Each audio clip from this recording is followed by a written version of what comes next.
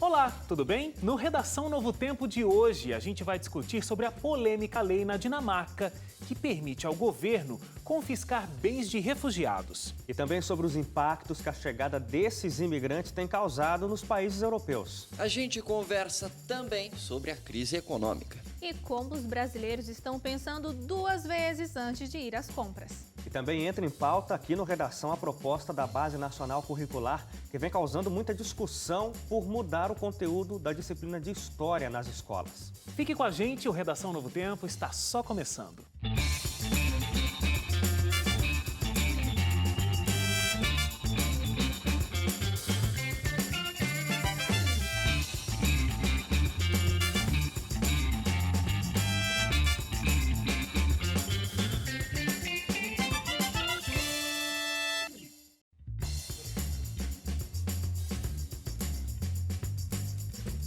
Tudo bem com você? Começa agora o Redação Novo Tempo, uma nova temporada em 2016 e a gente está em novos lugares aqui. O pessoal, tudo bem, gente? O pessoal que está ouvindo pelo rádio não percebeu, mas estamos em lugares diferentes, caso você não tenha notado no rádio, entendeu?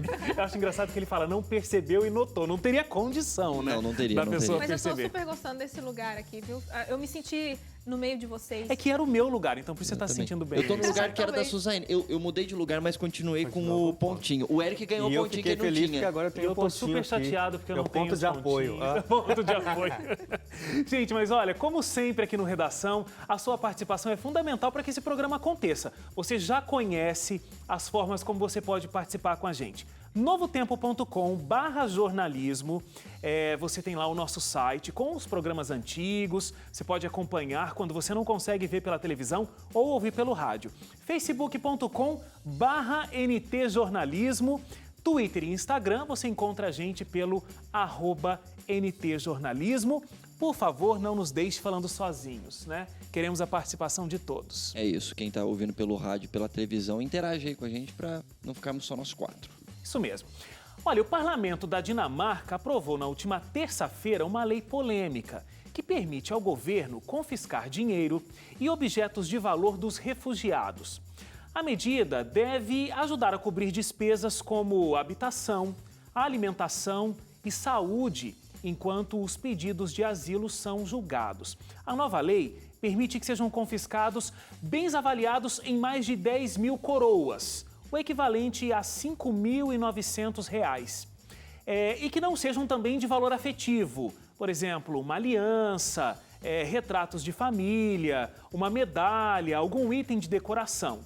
Além disso, a lei também aumentou de 1 para 3 anos o tempo de espera para trazer parentes que ficaram nos países de origem, inclusive crianças. E aí existiu toda uma discussão em cima dessa nova lei, né? Algumas pessoas acreditam que essa possa ser uma boa regra de prática aí para esses refugiados, outros acreditam que, inclusive, o pensamento nazista está voltando à tona. O que vocês acharam dessa discussão? Parece que quando você fala na palavra confisco, dá um choque. Você fala que vão roubar da Coitado, pessoa, o pessoal já não tem nada, vai pegar ainda as coisas deles, né? Então dá um certo trauma quando você vê assim. E ainda mais que a gente recebe essas informações, assim, ela não vem exatamente como saiu, como foi pensado lá na Dinamarca. A gente recebe isso que passa de uma agência de notícias internacional e se replicam por vários veículos. Você acha que tem um sensacionalismo? É diferente e faltam detalhes. Quando você lê a notícia em si, faltam alguns detalhes que ficam ocultos. E quando você descobre esses detalhes ocultos, você começa a pensar que não Sabe é o que Isso que acontece? você uma falou coisa é assim. verdade mesmo, porque tem um amigo meu que está na Alemanha e passou esse ano todo lá. E ele falou Esse que ano passado. 2015. o ano passou. É complicado, né? 2016, sempre em janeiro acontece isso, né? Gente, foi muito rápido. Ainda bem que a gente não assina mais cheque, porque quando assinava cheque tinha um problema, né? Agora tá tranquilo. E daí ele comentou que tem isso também, né? Esse sensacionalismo em cima dos jornais e que isso que o Hélio falou é bem verdade. Claro, eles vão usar uma manchete para chamar a atenção. Imagina se isso não vai vender nos jornais. Eu não sei se o Wagner vai falar alguma coisa a respeito disso, eu já queria fazer uma ponte sobre o que ele comentou comigo que eu achei interessante. Fica à vontade. Fica à vontade? Fica à vontade. Tá bom. Eu perguntei para ele, eu falei assim, olha, é claro que essa lei saiu na Dinamarca, tem outros países também que adotaram, inclusive parte, né, da Alemanha. Eu perguntei para ele fiz tipo uma mini entrevista, como que ele estava enxergando isso lá, já que ele está vivenciando isso, né, por É o parte Thales das que tá pessoas. lá? O Thales. Ah, Um abraço, viu, Thales? Sei que você pode Ele é assistir jornalista, é amigo nosso, em Isso. comum. assistir pela internet, né? Ele ainda não chegou no Brasil.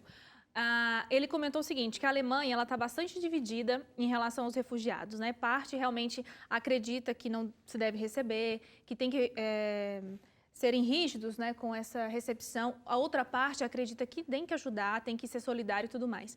Só que o que ele começou a perceber foi o seguinte, depois que teve esses ataques, ataques não, né? Que os refugiados chegaram. Assédios sexuais? Assédios que... sexuais. Ok. Teve também um outro caso de violência de acho que um adolescente contra uma voluntária de um apoio, Acabou assassinando a mulher, se não me engano. Exatamente. Então, alemães que antes eram solidários, que realmente eram adeptos a essa ideia de receber os refugiados, eles agora estão começando a repensar essa situação, depois que isso aconteceu. Então, para eles, por exemplo, assédio aqui no Brasil, quando a gente fala do estupro em si mesmo, propriamente dito.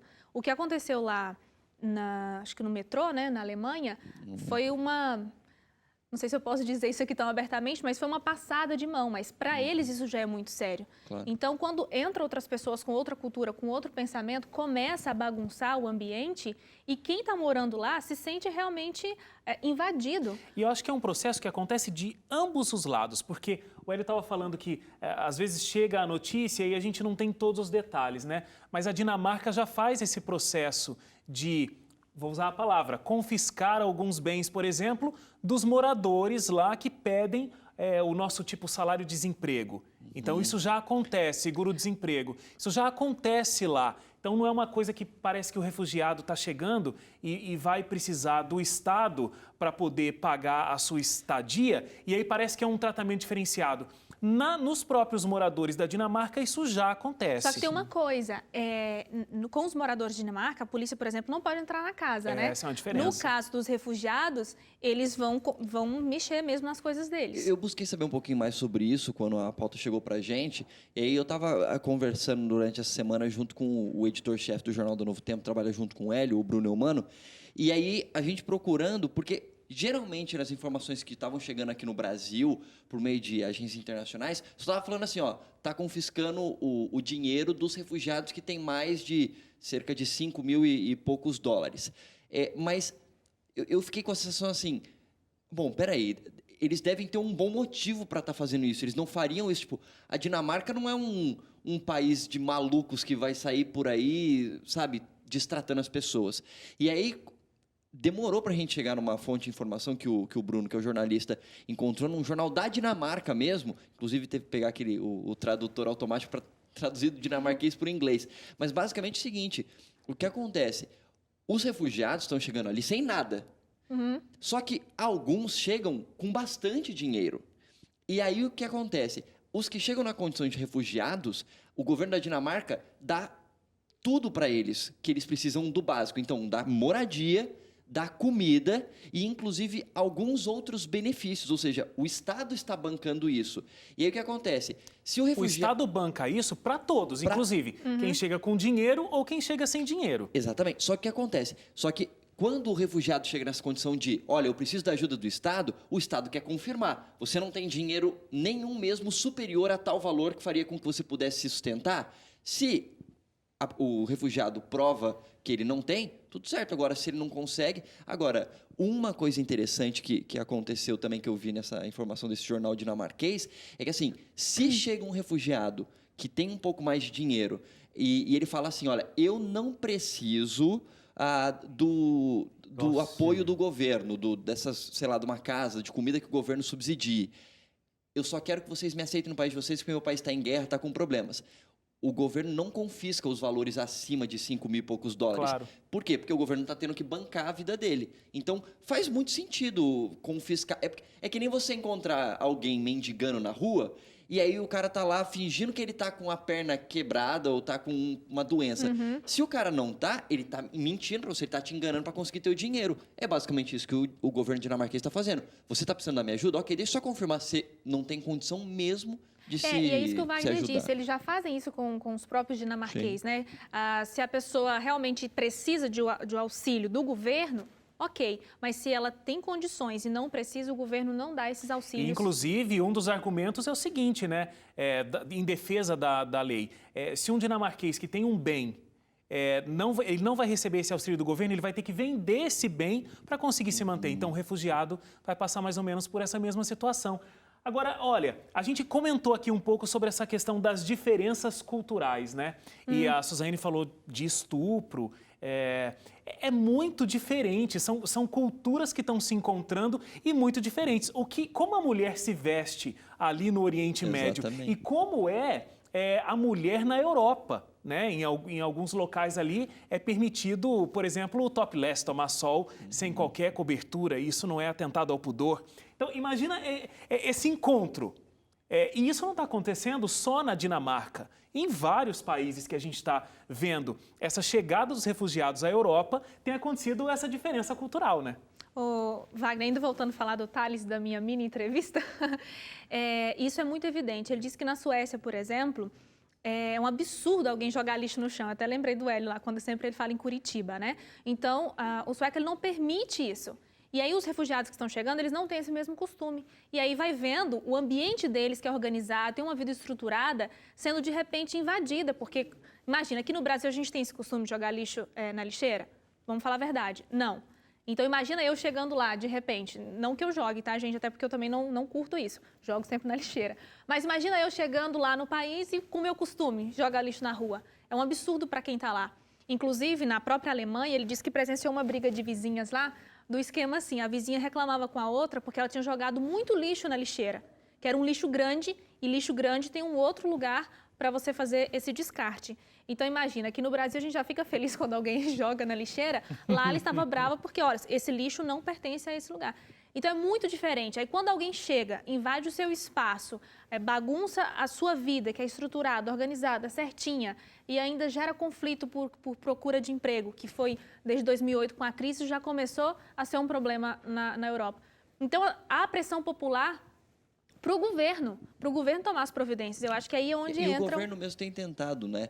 Eu lembro que a produção, nos materiais que eles dão para a gente, mostrou uma situação, eu não lembro agora se era na Dinamarca, algum desses países que o Ministério de Justiça, junto com a polícia de um desses países, tem um projeto de reeducação social dos refugiados dos países, principalmente os países árabes, para se inserirem nessa nova sociedade. Porque, como você falou, né, da situação de estupro que aconteceu, que não foi um estupro, né? O rapaz foi lá, passou a mão na moça, tal, mas foi um assédio sexual. Foi um assédio. Aqui no Brasil seria também um assédio sexual. E aí, o que acontece? Eu achei interessante na reportagem, mostrava assim, um rapaz, ele era, eu não lembro de qual país que era desses, com maioria muçulmana e tal. Como as mulheres nesse país estão acostumadas a estar vestidas de cima a baixo, quando uma mulher está usando uma mini saia ou um decote, por exemplo, esses homens, alguns deles, tendem a achar que isso é uma espécie de convite, né? Nossa, ela está se mostrando, então eu me sinto convidado a tocá-la ou a fazer algo. E, além disso, nesses países tem aquela cultura tipo assim, eu posso comprar uma mulher por 3, 4 camelos. E uma mulher decente no Oriente Médio, ela está toda coberta, ela está andando com o marido ou com o irmão. Nunca sozinha, Nunca sozinha. Então, imagina, uma mulher está completamente coberta, ela só anda com o marido ou com um homem da família para acompanhar. De repente, chega uma mulher com pouca roupa e começa a conversar com o homem. Para ele, é realmente um convite. Claro, é claro que existe o conflito que vocês estão levantando, mas há de se convir que se eu estou indo para um outro lugar, eu preciso me adequar a esse lugar. Isso com certeza. É claro, né? Então, claro, o que eu estou dizendo é o seguinte, apesar da cultura diferente, você não pode justificar atos errados cometidos num país porque você não conhece a cultura desse país. Só explica o pensamento, né? Explica o pensamento, mas não justifica. Esse curso que o Leite comentou aí, eu achei interessante. Eu li palavras da professora explicando. Pessoal, no nosso país, as mulheres são iguais aos homens. Então, você não pode adquirir uma esposa, você não pode comprar uma esposa. Você deve conquistar uma mulher. E aí o repórter descrevia que as pessoas, os muçulmanos... São muito evoluídos. Então, assim, é completamente diferente, E essas diferenças culturais, elas são coisas simples. Por exemplo, eu fiz uma viagem uma vez, minha esposa e eu. A gente estava numa cidade na Europa e a gente estava no metrô. Lá, não existe essa de cada um ficar um do lado na escada rolante conversando. A escada rolante é uma ajuda, mas todo mundo vai descendo normal. Em São Paulo, em horário de rush, também faz isso, né? Em São Paulo tem, você fica do lado direito. Você fica do lado direito. E eu tava lá Escada conversando... rolante? Escada rolante. E eu fiquei lá conversando com a Nani e tal, e a pessoa começou a brigar com a gente. E eu não falava a língua ainda, né? A pessoa brigar com a gente, porque a gente não lá tem placas em todo lugar, porque é para você ficar só de um lado. Ah, porque se alguém quiser... sim, porque tem que Entendi, deixar, agora eu entendi também. Tem que deixar um lado da escada rolante livre para quem tem mais pressa. Descer. Isso, pra passar. andando. Ah, tá. Agora, gente, um ponto importante também da gente conversar sobre essa história dos refugiados chegando na Europa é que a gente tem essas diferenças culturais, mas duas coisas são interessantes. A renovação da força de trabalho, que vai acontecer com esses refugiados trabalhando em território europeu, e talvez uma mudança econômica, porque eles também vão consumir ali nesses países, né? Inclusive, no Fórum Econômico Mundial, que houve semanas atrás, pela primeira vez eu vi, inclusive, o presidente da Alemanha, que a gente só vê a Angela Merkel, né? É verdade, é verdade. Mas era o presidente da Alemanha que estava no fórum. E ele, defendendo a política de recebimento de refugiados pela Alemanha, mencionou isso, as possibilidades que os países terão economicamente tendo uma força de trabalho a mais, porque com essa, inclusive uma outra coisa que foi discutida no fórum foi a chamada quarta revolução industrial, que seria, um acesso maior dos países a tecnologias que facilitem a mão de obra. E aí, claro, isso fatalmente vai acabar com algumas áreas de trabalho na indústria, mas abre possibilidades para outras. Então, essa reforma toda que acontece vai criar novos postos de trabalho e uma força a mais de trabalho é sempre bem-vinda para países, principalmente no momento como o mundo vive hoje, de uma queda generalizada na economia. Então, de alguma forma, vai ajudar. Até porque tem um detalhe interessante que eu lembro que uma vez que a gente começou com essa situação dos refugiados, a gente falou aqui no Redação, em 2015, que os refugiados, boa parte dos refugiados que estão chegando, principalmente, por exemplo, da Síria, que é um dos principais países em conflito aí, eles não são uns coitadinhos. Eu lembro que tinha um dado que falava alguma coisa tipo 21% mais ou menos dos refugiados sírios que estão entrando na Alemanha, eles têm ensino superior completo, ou seja, eles não estão saindo da Síria porque eles estão tentando uma vida de mais prosperidade na Europa, não. Eles só estão fugindo do país dele que está em guerra, eles estão com medo e eles estão indo para a Europa para tentar não morrer. Só que gente que tem ensino superior completo. 21% deles que chegam lá têm o ensino superior completo. A média na Alemanha é de 23%. Ou seja, quase igual, né? A gente tem que ir para o intervalo. Logo na sequência, o doutor em comunicação, publicitário e pastor Martin Kuhn se junta ao sofá do Redação para discutir como a crise econômica está fazendo com que os brasileiros repensem os seus hábitos de consumo. É um instante só e a gente volta já.